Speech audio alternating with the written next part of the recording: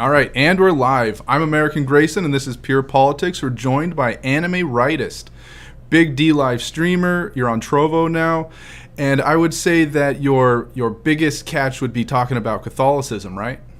Yes, that's kind of what I try to specialize in. Try to have, my own little niche, my own corner, something to make myself stand out in comparison like other streamers or what have you. Thank you for having me on, by the way, American Grace. Yeah. I really appreciate this opportunity. I'll have to make sure to interview you and have you on very shortly on my channel as well. Yeah, we could talk about my favorite anime, all the stuff your friends make fun of me because I like 1990s stuff.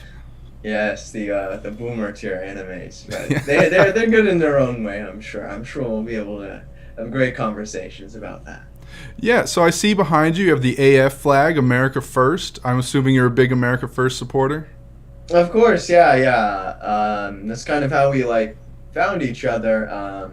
For your audience, I don't know, some of them might not know this, but American Grace and I know each other IRL. We met at the march, the Million MAGA March, and we were both there to support the president, Donald Trump.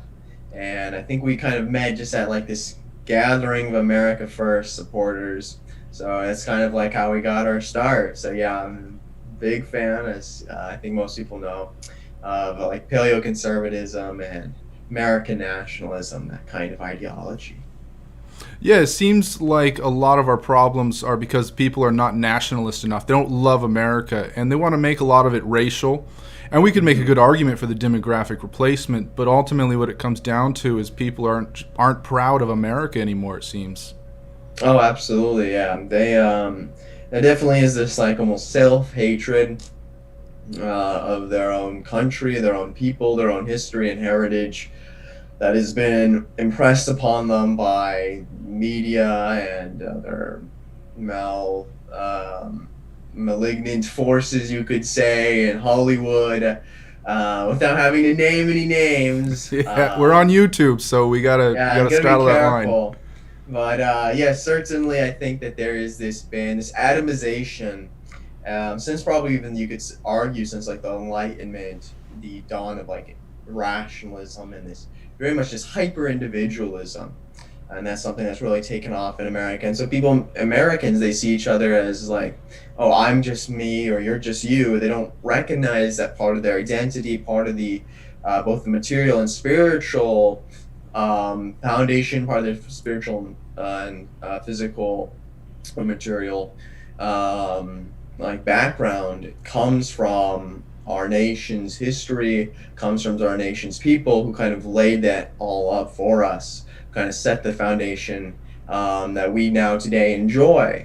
They're the ones who were struggling at Plymouth Rock. They're the ones who were able to settle and to conquer and tame this new world. People often forget that. And yeah, our nation is like a family. It's just an extended family. In the same way that you're obviously going to, I think people just intuitively understand this. People intuitively understand that you should put your family first, that you should care about the needs of your family. You should also care about the needs of your nation. You should see our nation as this extended family. And that's one of the reasons we bring up demographic change, is because part of being in a family is this kind of internal cohesion, this internal consistency within the family, and we all share something in common. There's some essential quality that we all share, and that would be a common history, a common religion, a common genetic kind of pool. Yeah, we don't have a lot of that these days. It seems like No. For the last several decades we've been atomizing, like you said, and everybody, they want to speak their own language, they want to have their own religion, and now they want to create miniature countries within America. They don't even want to culturally assimilate anymore. Oh yeah, America's definitely balkanizing. We see, most immigrants, I think, are really interested in assimilating. I live in California, you live in Arizona. I imagine you are very similar to me in that we see Hispanic immigrants coming here, and they're not so much interested in adopting our language and culture, like you said. Oftentimes I'll see them flying Mexican flags on their trucks. They Yep. see themselves as ostensibly Mexicans still. They don't see themselves as American, they see themselves as Mexican. And I can understand that. They look Mexican, they see Mexico, and they say, okay, these are the people that look like me, they share my heritage and background. These American Anglo-Saxons don't. So it's obviously that who can they relate to more? Well, it's obviously going to be the people that they came from. And that's part of the reason why we gotta shut this down. We gotta shut down this influx of immigrants coming here that are eroding and replacing the native population, like you said. Definitely. Historically, I've done a lot of research on the American race. People want to fight me on that concept and that term. Mm-hmm. But American immigration was made great because we had a pool, a body of people to absorb into. And we were able to incorporate hundreds of thousands of people over time because we had this large body that forced them to be American, and then they could intermarry into the American people. And now we have millions of people coming over. It's impossible that instead of them absorbing into us, we, the American people, are beginning to absorb into all these foreigners we're bringing in. That's exactly right. Yes, and I made similar points in my show about this. Yes, they're Anglo. We're kind of part of the Anglosphere. America is, and America is unique, and that's kind of why we had a revolution between us and England, though we kind of share similar heritage and background and what have you. But yeah, if you bring Europeans in here, or people who are similar to us, then obviously, yeah, they can intermarry and they can become like internalized into the American hegemony. But yeah, like you mentioned, what's happening now is instead the immigrants are kind of enforcing their own like culture onto us, and it's more the Anglos now, and the other European groups are kind of like losing their identity, and the only people who like really have a strong sense of national pride are the foreigners, like you said. And this is something that's very concerning. And I'm just curious, who is like contesting this concept of like the American race, or you could call it the American demographic, or what have you? Is there like, are you talking about like Wignats, or? Well, no, not really the Wignats. I don't feel like the Wignats are very historically literate with American history specifically. I mean, Germany, they're very historically literate. But Well, American history years, specifically, maybe. I get pushback from people who believe in the QAnon stuff. I get pushback from just regular people in my life. I got you. And when I No, bring yeah, I up understand. when I bring up that it's a real concept from 1782, and there is recorded proof that the term was used, and there is legislation referring to it, then they get a little offended. Oh yeah, I imagine once you start, like, especially for older people who again have been so inundated with this notion that race is just an illusion and we are all individuals, and therefore any kind of saying that race or demographic or like ethnicity has any meaning is anathema to a large part of the population. Now, if you talk to foreigners, if you talk to Chinese people or to black people, they intuitively understand this quite well, actually. They have a stronger sense of in-group preference. It's usually just the white people who've been told that your race is just an illusion. We should all treat each other based on simply the contents of our character, and we're like all miniature islands. As soon as we start off, we all have our own ways of doing things, and so we all have individual characters. There definitely isn't some group collective or some common genetics or some common environment that we share that might influence how we all think in some essential way. That's like how they see it. I feel that a lot of younger men, a lot of younger people are starting to realize that something is wrong here with the American atomization, and they're looking for a group to be part of. That's why America First is doing so well, because it's pro-patriotic, it's pro-American. And I also see that a lot of young men are turning to Catholicism. Oh yeah, absolutely. I've noticed that trend as well. Then I think we're seeing starting a reversal to a more traditional outlook.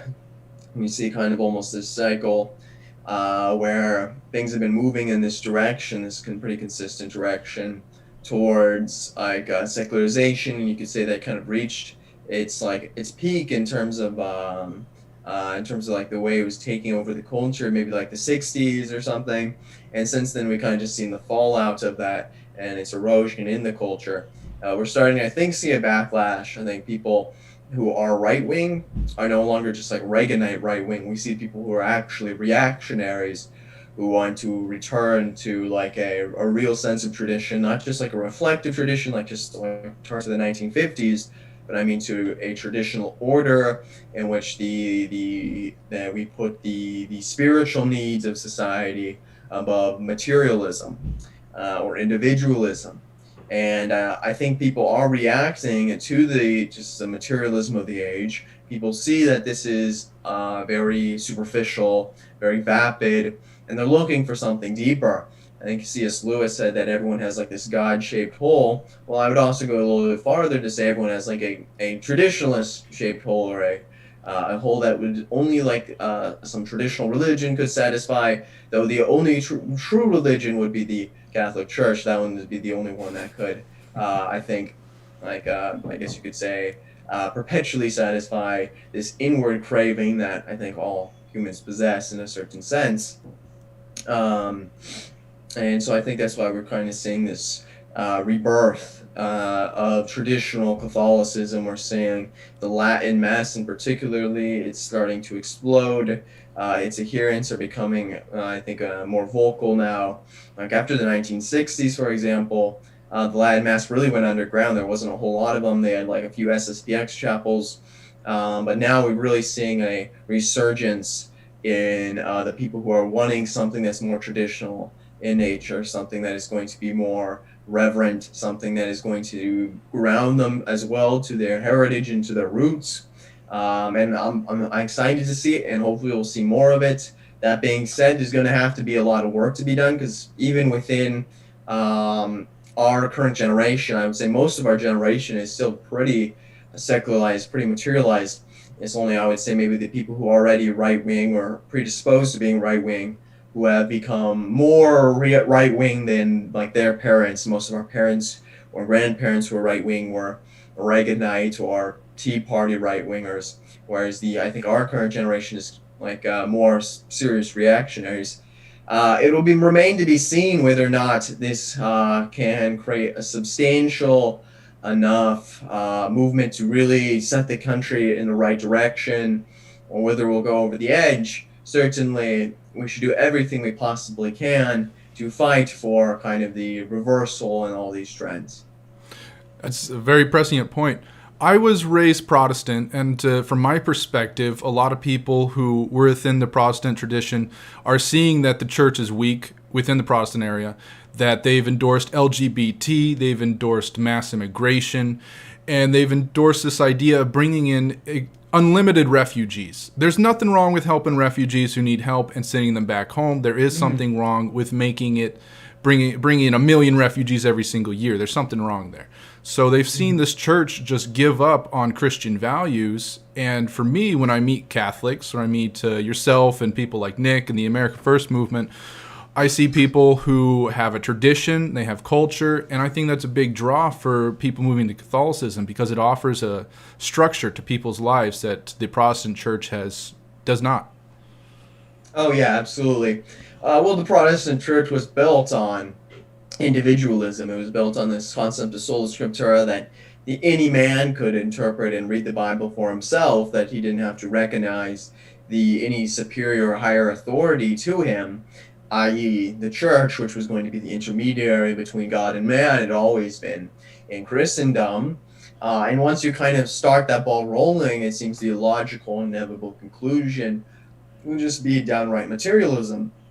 And just as we can divide material objects infinitely, we can divide them, multiply them, subtract them infinitely, so too is the Protestant church infinitely like fracturing.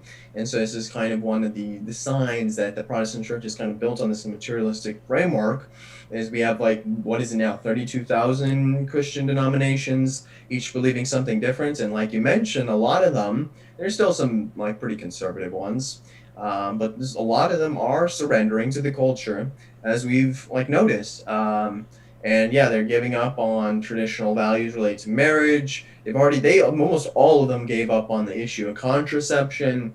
And so all these like very important issues relating to social conservatism, and even, yeah, like you said, immigration, They've completely capitulated to the modern culture, and their justification is simply, oh, we've now interpreted the Bible differently. We went back to the scriptures, and now we realize, oh, we got it wrong all along. And this is a very arrogant kind of worldview in which they just ignore all the people who came before them. Not only like just in the sense of just like all the theologians and the scholars and the philosophers like Thomas Aquinas and Augustine, and those kinds of people that probably have more intellectual knowledge than them, but they also ignore too the church fathers and the people who are in direct contact with the apostles and the deposit of faith as well. And we see kind of now the fruits of that coming out. And like you said, yeah, I think a lot of people see this and see the problems with this, and the people say, oh, well, these are just heretical Protestant branches, but really, so long as you acknowledge the five solas, and so long as you like adhere to the Nicene Creed, you're Christian Protestant according to the Protestant soteriology. Just merely interpreted the Bible differently. So that's like the highest principle in Protestantism is as long as you can interpret the Bible this way, you're good.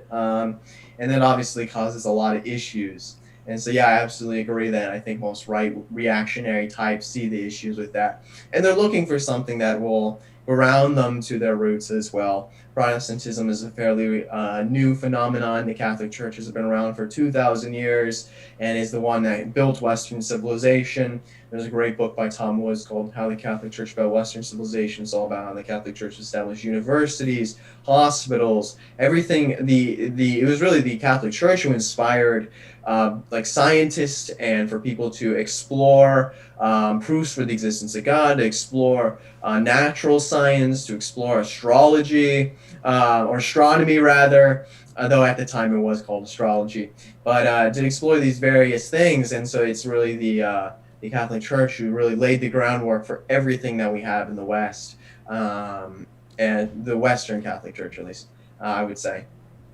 Yeah, I actually have a lot of these debates with people online, and they want to say that the modern university was invented by Arabs or something like that.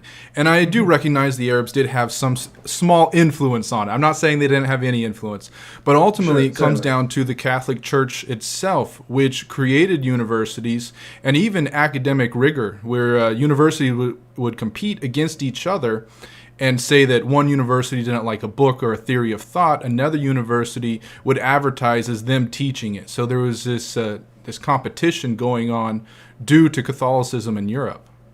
Mm-hmm.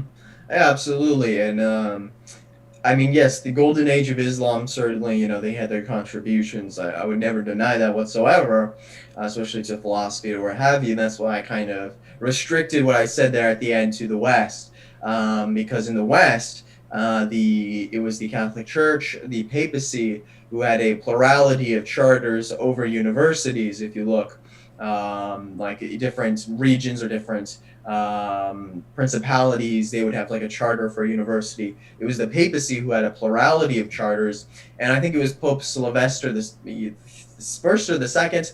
He said that it is good for man to live by faith, but better for man to live by faith and reason, or to have reason that kind of works out through faith, to have a faith that's based on reason. And so this is kind of a principle that the Catholic Church has always recognized, is that because God is the God of order and rationalism, or rationality rather, not rationalism, I don't like rationalism, but rationality, of order and rationality, then the world is intelligible. The things around us are intelligible, therefore to understand God better, we can get to know the world better through natural science. And this is why it's something that they've always promoted. In fact, the guy who came up with the periodic table of elements, this is a really interesting story.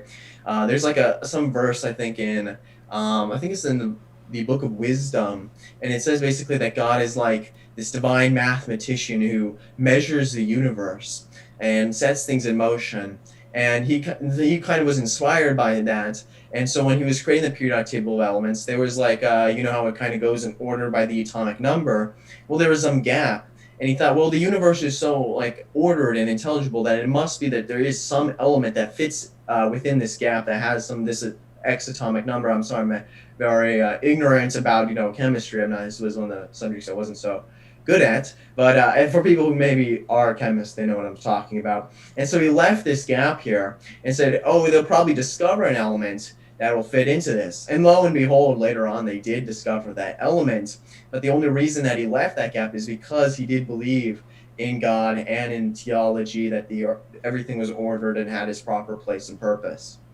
Yeah, that I was going to bring that up later on, but you touched on it perfectly. That Christianity is unique from all other religions. People try to make the equation that all religions are the same. That's not true. Mm-hmm. That in Christianity, it makes God knowable, and in order to better know the Creator, you have to understand the world around you. So in many ways, Christianity is the reason why we have men on the moon and we're going to Mars and hot and cold running water and all these great things of the modern world. Oh, absolutely, yes. And the contributions of like monks, for example, they're the ones who were able to preserve and they reproduced all the manuscripts from the ancient Greeks. The ancient Greeks, of course, and the ancient Romans laid up a lot of the philosophy, the Stoics, Aristotle, Plato, some of the poets, Tacitus, the historian. I forget some of the other names, but in any case, all of those great figures of the Roman Empire and the Greek Empire, they were all like reproduced by monks. They were read by monks. They were taught in universities. It was all because of the Catholic Church that happened. Monks excelled at coming up with new ways of cultivating, like farm cycles. They came up with a lot of metallurgy techniques. In fact, it was it's been suggested that the Industrial Revolution would have happened all the way back in like the 1600s if it hadn't been for the fact that King Henry VIII expropriated all the different lands that the church owned during the Protestant revolt in England, the Anglican revolt there in England. They were on their way to doing that. And one of the reasons that they were so successful was, like you said, yes, they thought God was knowable and that he makes himself known throughout nature. As the scriptures say, the heavens and the earth declare the glory of God. So to know nature, to know natural order, to know form meaning like some principle that governs things, is to know God, who is the unmanifested principle behind all principles. And also one of the benefits, you could say one of the reasons like Catholicism had an advantage here over like perhaps other religions, including Protestantism, was the fact that it unified all of Christendom, that there was a unified structure. And so every year the various abbots would get together and share information that they knew, and there was a lot of communication between them, which allowed for this kind of collective increase in knowledge. And yeah, like that, which really was the foundation of the West. You can look at the foundation of Western philosophy in terms of natural law. You can look at Thomas Aquinas was very instrumental in that. You can look at Western art. You can look at like Gothic art and the cathedrals, and the fact that the church was the one who commissioned a lot of these art projects. Whatever it may be, music, you can look at like chanting, everything that the West like has, it's like you could say substantially good, and derives itself in some part or another from the Catholic Church. Yeah, I'm going to switch things up a little bit. I think I agree 100% with everything, and I want to get back more to the modern age and ask about politics. So everything that we just talked about and all the great contributions of Catholicism and Christianity, because America had a lot of great contributions when it was founded. Absolutely.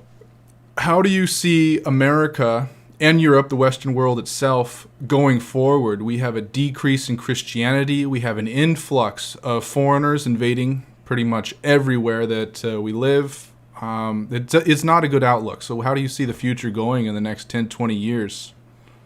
That's a great question. The future is, like you said, it's not looking great. I should add real quickly, just so make it clear that it wasn't just like the Catholic Church. It was the Catholic Church plus the Western people in general too. Our contributions, of course, come from our ancestors. I'm not trying to deny them that credit, deny them the fact that Western genetics is, I think, unique in certain senses. That isn't to say other civilizations are inferior; they're just different. So I just wanted to add that in case people thought I was like walking back like the meaningfulness of race or what have you. That being said, yeah, there's the two together that form things. As for the future, yeah, things are not looking great right now, as you said. I think really we're kind of have to go for kind of the big picture, the kind of the long shots right now. It's going to be like an intergenerational kind of struggle. At the moment, of course, we're being censored online. The federal agencies are targeting people who are right wing. You have these other groups like Antifa and BLM who are creating autonomous zones and who are getting away with crime on an enormous scale now that we're seeing. And they're doing these things with impunity. And right wingers, they can't even hold like rallies anymore without like the police arresting people for not wearing masks. And so we see the state really cracking down on us. And the hope is going to have to be that through us having children, through us spreading ideas, and through people seeing what's going on, people who may be ambivalent normally to the state of things, people who may be originally indifferent or naturally indifferent to politics, that they will be the ones that begin to wake up to the fact that this system is fundamentally in war with white people, at war with the American values, at war with Christianity. And I think intuitively most, at least white Americans, will begin to say, wait, something's not right here. I think there was some poll, this was back in 2016, that said like 50% of white people think that white people are under attack, but very few of them have any sense of white consciousness. And so that's kind of that group there we want to try to wake up. And it's not going to be easy. We have to be very optical and very tactical about these things. But if it is going to be and when it comes to like, if you say like, oh, what are the policies? The first thing that we're going to have to do is at least normalize white people having like an in-group preference or having white consciousness, to recognize that race or the American race isn't this like illusion. There is a meaning behind it. It's like you said, that we are a unique nation, that just as Japan isn't a nation that is like united under their emperor and they have a similar language, people, and demographic and religion, that we too, America, ought to have that, and we used to have that at least. And we need to kind of do whatever we can to hold on to the vestiges of our nationhood. And whether or not we can restore it completely, I'm skeptical. But whatever we can do to hold on to vestiges of that, we should do. If it only means that we can make life more comfortable for people who are already American, and try to hold whatever cohesion that we can, without things just completely balkanizing and breaking out into civil disorder. Because I imagine people think the state's going to collapse and we're going to be like the Roman Empire. I think the Roman Empire was a unique period in time. I don't think that's going to happen again. In fact, the whole world is so reliant on the American government for its bonds. America is like the angel investor of the world, the way they sell safe bonds. Our currency is one of the safest in the world. This is why it appreciates during times of depressions. So we're like the insurance company of the world. For that reason, America can never fail. It's too big to fail, so to speak. If American government, starts to crumble or something like that, Europe will probably invade Canada, will invade to prop it up. They'll do whatever it takes. But instead, what will happen is the people group will turn into like Brazil. They'll be fighting in the streets. Everything will look like Detroit. And it'll just be like this, and America will just literally become this, like what Nick calls this anarcho tyranny. That'll become more ubiquitous. This future's not looking good, but we certainly have to fight it as hard as we can to make sure that the world our children live in is one that's going to be more recognizable to them, and not one where they're going to be hated for who they are or who their ancestors were. Yeah. I was fixing my mic. Someone said there was a lot of echo, so that's what I was doing. I agree with all of that, and it really seems like you said it's an intergenerational fight to retake America, to make American values normal again. And it's definitely an uphill battle. It's a great Leviathan. It's perhaps the greatest fight our peoples has ever taken on in all history. So in one way, it's a really daunting task. I like the America First movement because it's this small grassroots movement of young men, young Americans who love this country and are going to fight for it. And we're taking on the entire establishment. I love that idea.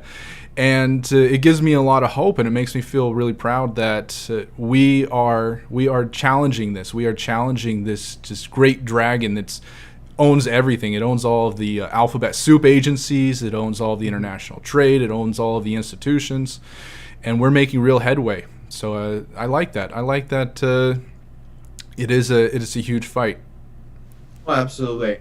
I mean, I think it was incredible that at the second AFPAC, we saw Paul Gosar there, a sitting, representative. That's huge. A sitting representative would come out basically in support, or to say that they're tangentially or they're moving adjacent to us at the very minimum. That would be like the implication there. The fact that he's willing to be associated with us shows that our ideas can stick with people, that they're not so toxic as to make people just convulse like perhaps the alt-right was, in that sense, that ordinary average people trying to like stay as far away from it as they possibly could, given some of its reputation. Whereas America First, because I think we're more optical and because we're like more like American based, we want to preserve like our American roots and culture. People who are American intuitively understand this, grasp this, and are sympathetic with it, and want that too. And so and that's really, I think, quite the growth that we see there. AFPAC 1, we had, just a few speakers. Michelle Malkin was like, one of the only mainstream ones. But even like she was being basically shunned by and like blacklisted by all these conservative groups. And then by the second one, we had sitting congressmen, we had John Miller, we had all these kind of more mainstream people who had name recognition, and people couldn't say, oh, these are just extremists or anti-Semites or white nationalists. You really can't put those labels on those guys. And so it shows that our movement has a lot of potential. Well, those labels, I'm going to push back on that, are a denigrative term that people use to demagogue. When people call somebody racist or anti-Semitic nowadays, it's not even true most of the time. They're using it to say, okay, you are recognizing that white people are being displaced and white people are being discriminated against, that now with the Chauvin trial, people aren't big cop supporters these days, but they are recognizing that he was railroaded because of his race. And they say, if you notice this, you're a racist. So I feel like those terms, when they try to stick them on people, are just to denigrate them. Oh, no, I absolutely agree. Don't get me wrong. I wasn't saying that the people like Nick or like Patrick Casey or something like that, the people who kind of were like you could say the founders or the ones who started the movement, are in any way actually racist.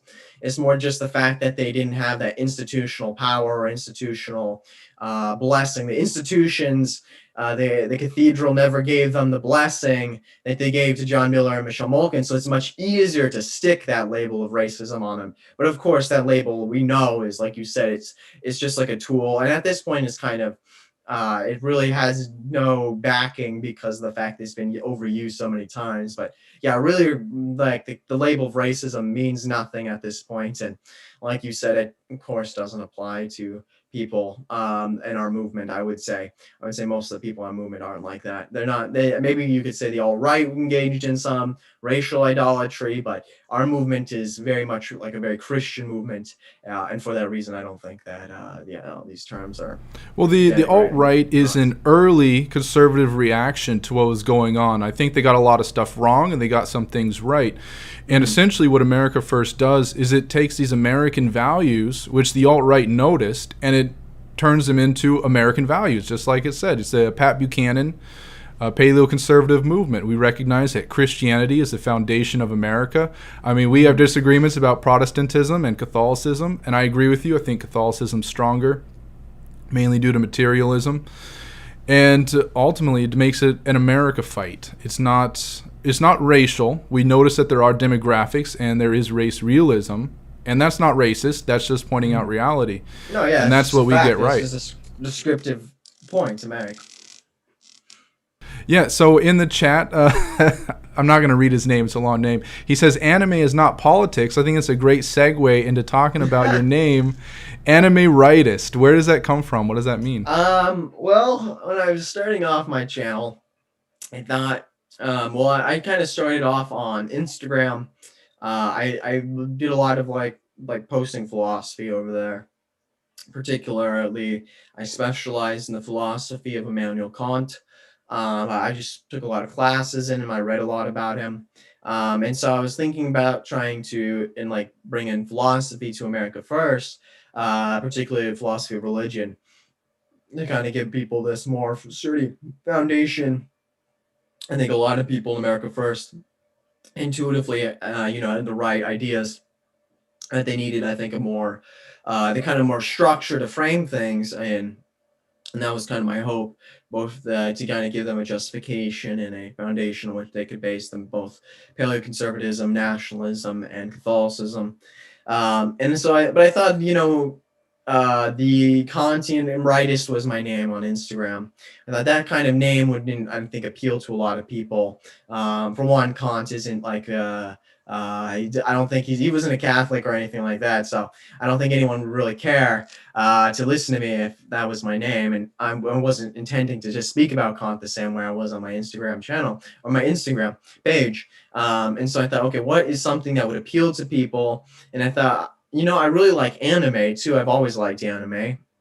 And I think anime is a much more reactionary medium. I think there's more traditional values latent in it. And I think it's more entertaining, frankly. I think the women are more cute. And well, in that in itself, I think the fact that the characters are more modest and they're more feminine, they kind of embody what I think the ideal is for femininity. I think it's a superior kind of form of entertainment. I was like, okay, maybe I should just add something to do with anime. And I thought, okay, I'll just be Anime.Rightist. I'm right wing. I like anime. Might as well make this a thing. And then I'll try to, through anime, bring people in this. And then once I can capture people's interest, because oftentimes, it's very easy to characterize someone that disagrees with you, or to dehumanize them. And so by coming at someone with maybe someone who shares, because a lot of Zoomers like anime, who shares that interest, if I like anime, they like anime, they might be more willing to hear what I have to say. And then also a lot of America First people, I think they like anime. I don't know. There seems to be quite the debate over that. At least at first I thought they did. And Nick did say you look like an anime character. He did say that.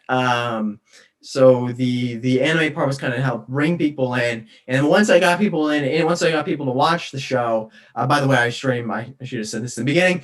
I stream on Trovo, and I'm on YouTube as well. AnimeRightist is just my name. And then I could kind of red pill them on Catholicism, and which is probably the most important thing, I think. Or if they were like a libertarian, then I could red pill them on reactionary politics or something like that. That was kind of my agenda, you could say. But yeah, Nick's met me at the Million Mega March. It was the same night I met you, and yeah, he thought I looked like an anime character, which I think is funny. Yeah, it was actually, for people who didn't watch it, it was a very positive comment, and he's so excited. He's like, I meet this guy, AnimeRightist, and he says a huge fan of the show, and he has his own show. I'm going to check it out. And he goes on to be like, this guy, AnimeRightist, he looks like a real-life anime character. It's very kind of him, very kind words. You should have seen me. I went like soy jack, the soy face rather, soy jack, soy face, Wojak. I was like, well, anyways, doing this because I just did not expect it at all. Usually, if people say "Oh, it was great meeting you, Nick," he says, "Oh yeah, nice meeting you too," and maybe he'll say one kind thing, and you just hope he doesn't say something like "Oh, you were kind of cringe" or something like that. And I was just like, oh, hopefully he'll remember me. That was all I hoped. He's like, oh, hopefully he'll remember who I am.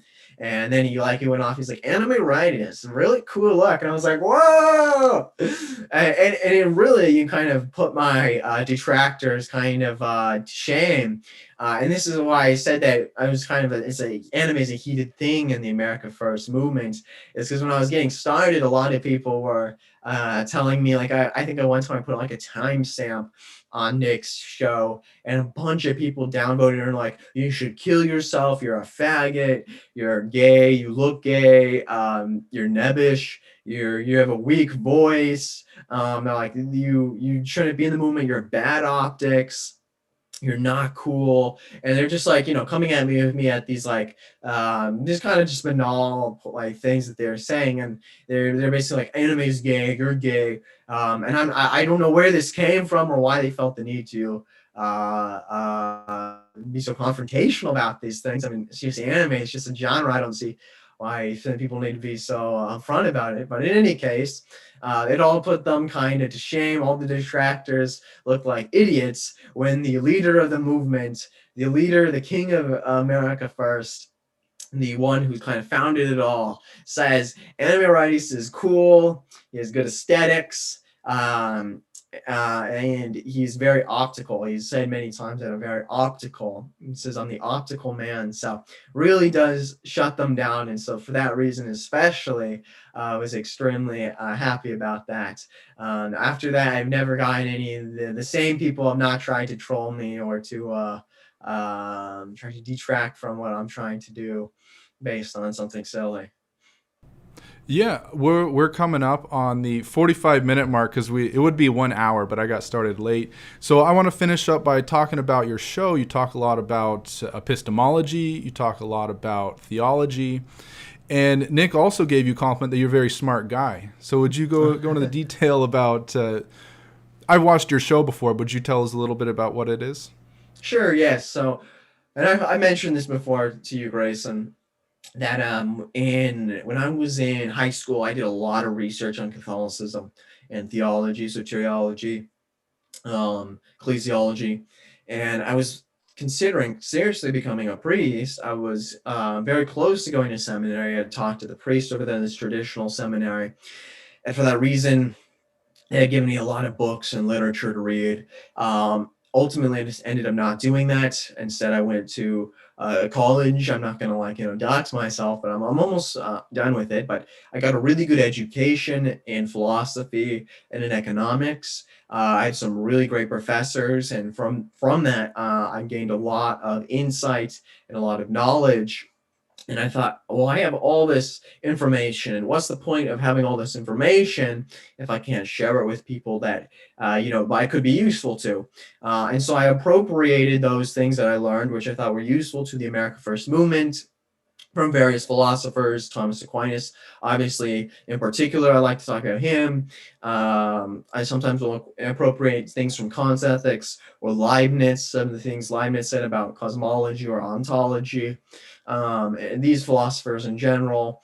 And so then I will bring them up in a way to defend the faith and to, right, we were going through the various sacraments. I was talking about them from a philosophic as well as theological perspective, kind of explaining it, helping people to understand like why the church has these sacraments and what they do or what they represent within the Catholic framework.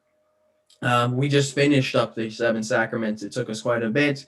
Now we are going to be transitioning on my show to talking about the various parts of the Mass, talking about, because as the early church fathers said, lex orandi est lex credendi, the law of prayer is the law of belief. And so to understand the liturgy, to understand its history and the fact that it dates itself back to the apostles, and it dates itself back to St. Peter, we can better understand the beliefs of the church, the doctrines of the church that have always been taught, which are basically the deposit of faith, that which Jesus had passed down orally, that it was orally transmitted in sacred tradition, and it manifested itself or was contained through symbolism in the Holy Liturgy. So I'll be going into a lot of detail about that in the upcoming streams, which I'm very excited about.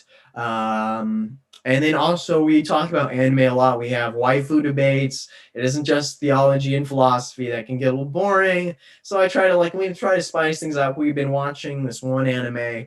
I forget the name. Something about I got rejected, so I picked up a high school girl. That's a new one this season. And we like to watch anime and go through like parts of it and talk about it. Sometimes I'll do special shows on why anime is right wing or something like that.